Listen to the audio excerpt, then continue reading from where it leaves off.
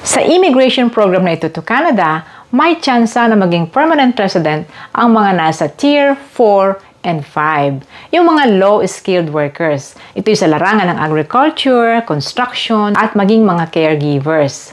At dahil may job offer ito, hindi mo na kailangan ng proof of funds. Low IELTS din lang ito, kaya't kayang-kaya niyong ipasa. Yan ang ating topic guys, kaya stay tuned and don't forget to subscribe to my channel.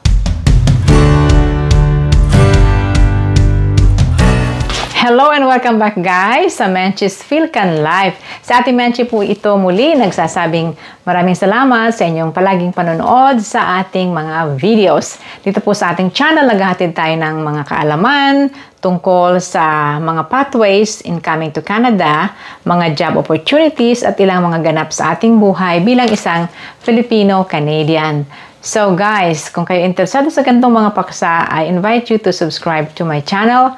Pwede rin po kayong mag-share ng ating video sa mga friends ninyo, or you can also follow me sa aking Facebook page na Menchie's Philcan Life. And you can also join and be a member of this channel. Thank you sa ating mga channel members, Annie Joy Estano, Balram Masi, John Canlas, Marites Linihan, Andy Lauron, Keep My Experience, Che Vidal Lanado, Puerla Villania, Lizelle Belenson, Richelle Dumalag, Imelda Leal, kay JMC, Joy Alicando, Marjorie Ramos, Bong Manubag Marciano, and Nympha. Thank you po sa inyong suporta sa ating channel. Ngayon, diretso na kaagad tayo sa ating topic guys. Ito po ang tsansa na maging PR kaagad ang mga low-skilled workers o ang Tier 4 and 5. Pag sinabing Tier 4 and 5, meron po kasing occupation classification na Tier 1, 2, 3. Yan po yung mga professionals na mga matataas, etc. etc. Tapos yung 4 and 5, yan po yung mga short training lang at saka mga ordinaryong trabaho. Sa express entry po ay mahirap makapasok ang Tier 4 and 5. Kaya dito tayo sa Provincial Nominee Program. So guys, this is a Provincial Nominee Program sa probinsya po ng Ontario, where I am. Gusto ba niyo ako maging kapitbahay? So, ito pong programang ito, ang pangalan po ay Ontario Immigrant Nominee Program, pero may subtitle siya na Employer Job Offer in Demand Skills Stream. Sa Ontario po ito. Kaya titira kayo sa Ontario sa ilalim ng Provincial Nominee Program. You have to remember na ang Provincial Nominee Program po sa iba't ibang probinsya ng Canada, ang regulasyon dito ay titira muna kayo sa probinsya na siyang magno-nominate sa inyo para kayo'y makapasok sa PR program. Una muna, bigyan ko kayo ng scenario kung ano-ano yung mga occupations na sakop ng programang ito. Home support workers, caregivers, meat cutters, livestock workers, farm machinery operators, mga livestock laborers, harvesting laborers, nursery and greenhouse laborers, industrial butcher, meat cutter, poultry preparers, at iba pa. Ito po ay open, nakalagay na maliwanag doon, this is open for those applicants who are in and outside of Canada. Ayan. Yung outside, kung kayo nandyan pa sa Pilipinas. Pero alam nyo, ito pong programang ito, as we go along, makikita ninyo na job offer nga eh. Dapat meron kang job offer mula sa isang employer sa Canada. At ang mauuna nyong gagawin is the job offer. Kailangan meron muna kayong trabaho or job offer. Pwedeng kayo inside Canada na sa panahon ng inyong pag-a-apply. Masatang importante, meron kayong job offer. Okay guys? So, ano pang ibang dapat malaman tungkol dito? Okay, unang-una sa lahat guys, kailangan meron kayong job offer. Ibig sabihin, mag-a-apply muna kayo sa mga trabaho. Apply pa rin? Yes. Alam niyo ang kagandahan sa PR program na ito, pag may job offer ka, hindi mo na kailangan ng proof of funds or settlement funds. Diba? Ang iyon settlement fund ay yung sinusweldo mo mula sa Canada. Yon. So, job offer, Tapos, kailangan kasama ka dun sa mga eligible na mga occupations na binanggit natin.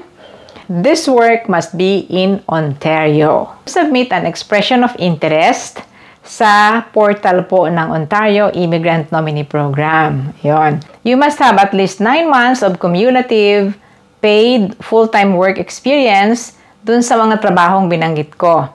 You must have gained this work experience within the last 3 years sa nakalipas na 3 taon bago kayo nag-apply. And then, kailangan meron kang language test or IELTS. Mababa lang ang kailangan po level 4, CLB level 4. Yan. Or higher. Kung mas mataas pa, di mas mabuti.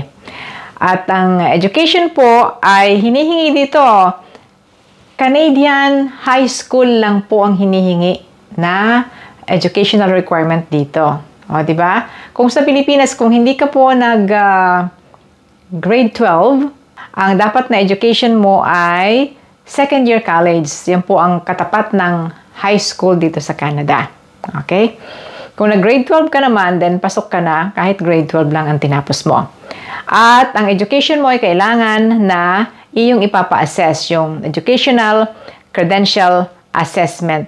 Usually, nagpupunta tayo ay sa WES, World Education Services. Yan yung flow po ng procedure kung paano pasukin ang programang ito ng employer job offer in-demand stream dito po sa Ontario. Isa pa nga pala, importante pong dapat tandaan, kailangan meron kayong intention to live in Ontario. No? Lahat ng mga yan makikita po ninyo sa website ng Ontario PNP program. Okay? Ililink ko lahat ng yan sa ating description box. No? Kung kayo po ay nagkaka-interest sa ganitong klase ng mga immigration program to Canada, it needs more research. No? Kung narinig nyo na po sa amin na mga naghahatid sa inyo sa mga videos, sa mga vlogs, kung narinig na ninyo, hindi pa po sapat yun. Ang binibigay lang po namin ay yung mga bird's eye view. Kulang po yung oras para ipaliwanag lahat sa inyo. So, you have to do your own research na karagdagan. So, basically, ganito po tatakbo lang ang programa. Ano po? Okay, maghahanap ka ng trabaho. Saan ka maghahanap ng trabaho? It could be sa job bank, or it could be sa iba pang mga sources, katulad po ng Indeed, or iba pang mga pwede ninyong pagkuhaan ng mga trabaho. Like may kamag-anak kayo rito, something like that, na pwedeng ipaghanap kayo, pwede kayong kumuha ng consultant kung gusto ninyo, or in any ways possible para kayo ay magkaroon ng job offer sa mga larangang binanggit natin kanina. At mamaya-maya, iisa-isahin ko pa rin po, meron pang mga detalles yung mga jobs na yon, no? May mga subcategories pa yung mga trabaho. And then, pag may job offer na kayo, saka po kayo mag-a-apply sa Ontario Provincial Nominee na ito. Ayun, pupunta po kayo sa portal ng Ontario PNP at doon kayo magsasubmit ng inyong expression of interest. Kapag kayo ay pasado sa Ontario PNP program na ito, then bibigyan po nila kayo ng go-ahead ng kanilang approval. At pagkatapos ay saka kayo mag-a-apply sa IRCC PR program, no? At iba naman ang mga requirements doon po sa PR program. Makikita rin ninyo yun yung mga education din, at saka yung English test, yung mga ganon. Yun ang mga hahanapin sa inyo sa application ninyo sa IRCC. And then kasunod na nun, pag nakapag-apply na kayo at na-approve kayo as PR, but you have to continue working and residing in Ontario. Ito po ang mga eligible occupations under this program. Ang sabi rito, the position offered can be in any location in Ontario, inside and outside the Greater Toronto Area, and must be in one of the following occupations. Okay, ito po ay lahat nasa Tier 4 and 5. Meron pang iba-ibang code number po sila, NOC number. Ano po? NOC 44101, Home Support Workers, Caregivers, and Related Occupations. NOC 65202, Meat Cutters and Fishmongers, Retail and Wholesale. NOC 75110, Construction Trade, Helpers and Laborers. NOC 84120, Specialized Livestock Workers and Farm Machinery Operator. NOC 85100 livestock laborers, NOC 85101 harvesting laborers, NOC 85103 nursery greenhouse laborers, NOC 94141 industrial butchers and meat cutters, poultry preparers, and related workers. Ayan. Okay. The position offered must be outside the Greater Toronto area. Ayun. So, meron pala pong mga position na hindi kasama ang Greater Toronto area, ang GTA. Yung kaninang binanggit ko, pwedeng kasama ang GTA. Ano po? So, ito naman yung outside of Greater Toronto area and any part of Ontario. NOC 94100 machine operators, mineral and metal processing. NOC 94105 metalworking and forging machine operators. NOC 94106 machining tool operators. NOC 94107 machine operators of other metal products.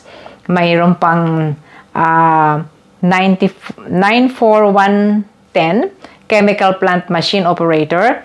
NOC 94111 plastic processing machine operator. NOC 94124 woodworking machine. At mga industrial sewing machine operators. At iba pang mga assemblers, laborers. Yan po, marami. Yon. So, yun ang mga specific pong job titles na inyong hahanapin, guys. Para makita nyong mabuti, then you should go to ito pong website na ito ng nasabing programa. Okay? Ililink natin sa ating description box. Kung mga immigration programs na ganito, you're planning to go to Canada, ay be patient, planuhin mabuti, at bago unti-unti ninyong isagawa ang inyong aksyon. Okay, guys? Sana po yung nakapagbigay ng idea ang ating topic ngayon. Isa na namang immigration program dito sa Canada. And this time, it is in my province where I am, ang probinsya po ng Ontario. Salamat po sa inyong panonood at kung nagustuhan niyo ang ating video ngayon, pwede kayong mag-subscribe sa ating channel. Pwede rin kayong mag-follow sa aking Facebook page na Manches Philcan Life. You can share my video, you can join, and be a member of this channel. Thank you sa ating mga channel members. Ani Joy Estano, Balram Masi, Joan Canlas, Marites Linihan, Andy Lauron, Keep My Experience, Che Vidal Lanado, Puerla Villania, Lizelle Belenson, Richel Dumalag, Imelda Leal, kay JMC, Joy Alicando, Marjorie Ramos, Bong Manubag Marciano, and Nympha. Thank you po sa inyong suporta sa ating channel. Yan na muna, guys. I'll see you next time in our next video. Thank you very much. Bye-bye to everyone.